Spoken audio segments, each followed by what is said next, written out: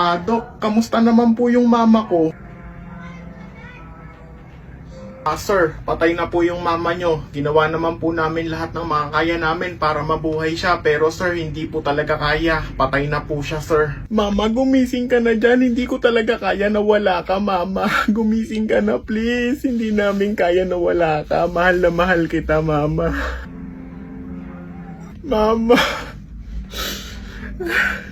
Ang init naman dito. Wala bang aircon dito? Meron naman palang aircon dito, ayaw buksan.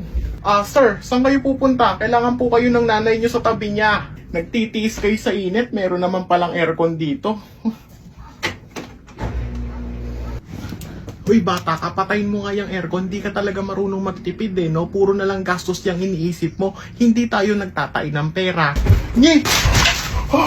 Alam mo naman na mahal-mahal lahat ng bayarin, dadagdag ka pa niyan. Ikaw talaga, hindi ka talaga marunong magtipid. Wala ka talagang silbi, napakatamad mo pa. Lumayas ka na nga sa harapan ko, ayaw na kitang makita.